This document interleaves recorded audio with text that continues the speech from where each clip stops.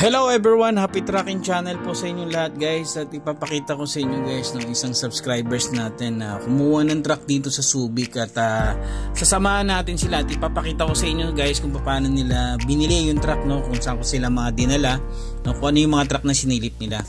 So ayan nga guys, unang-una pinakita ko agad syempre yung bubble top na wing van na 10-wheeler na double differential, original molye, tapos steel flooring. So dito may kasama din silang mekaniko, no, sa part na to. So guys, kailangan talaga may kasama po kayo mekaniko pag nagtitingin kayo ng mga trucks. Syempre guys, for assurance din kung okay ba yung truck na mabibili nyo, hindi, no? Kasi alam niyo naman guys, no, pag walang mekaniko medyo alanganin din. Dito guys, syempre sabi ni boss na baka may mabigay pa tayo. So guys, may pinakita ko sa kanilang Euro 5 naman na 12-wheeler. So sa Euro 5 na 12-wheeler, ito nga pala isang automatic, no, with clutch. So dito ini-inspection ng mekaniko nila. Then napupusuan na rin nila ito, no? Pero meron pa akong isa ipinakita kasi sabi sa atin subscribers natin, baka boss meron ka pa dyan na mas maganda-ganda din unit. So meron din ako ni-represent sa nila na 12-wheeler din na Euro 4 pa rin na bumper light. Dito chinek din naman, no, hindi nga lang to bubble top pero manual transmission naman po ito. And then syempre guys, kasi nga napakabihira lang ng ganito yung pogi na double differential original moldy, halos wala ka na ipapagawa, no? So dito nag-decide sila.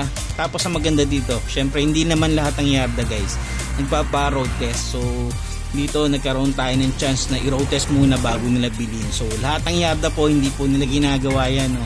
So tayo lang po ang nakapag-request niyan sa mga ganitong klaseng pagbibili ng truck. So yun. So dito guys, niro-road test ng mekaniko nila, no, kung okay ba yung truck. Guys, itong isang color blue yan, ilalabas din natin yan sa subscribers po natin yung 12-wheeler. Nagkataon lang na niro-road test. So ito guys yung 10-wheeler na double differential na niro-road test na nila kung okay ba talaga, kung maganda ba yung hatak, no? So sa part na to guys, napaka-importante, no? So sa ibang yarda kasi guys, hindi sa left po payag na i-road test ang unit hanggat wala ka pang down payment. So well, iba-iba yan guys, no? Depende na lang kung paano kayo makipag-usap sa dealer. Pero sa atin syempre, sa happy tracking tayo guys, no, kailangan din talagang mayroon tayong mga special treatment din dapat na binibigay, no?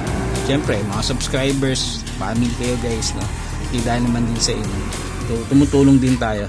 So ayun lang guys, to dito si Malik.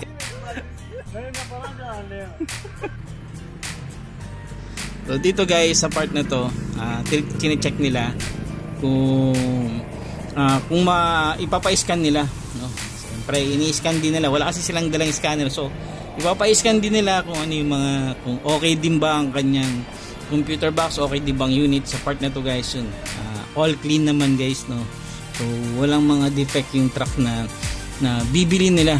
So gusto nilang manigurado na talagang okay ang unit, no, na mabibili ni Boss Miggy. Shoutout po sa inyo, and Ma'am Tin, maraming salamat sa tiwalang binigay nyo, and syempre sa mahusay nilang mekaniko guys na driver, no, kahit bahay nila.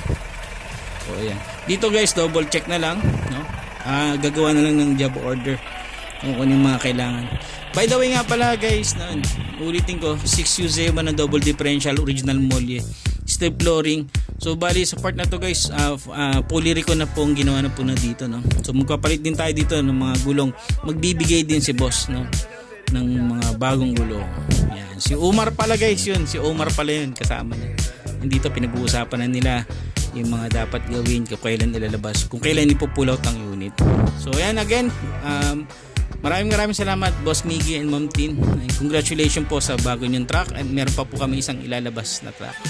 So guys, yan, huwag ka nang magpahuli, kumuha ka na rin dito ng truck sa Subic. So yun lang guys, happy tracking channel everyone. Thank you, bye bye, and God bless.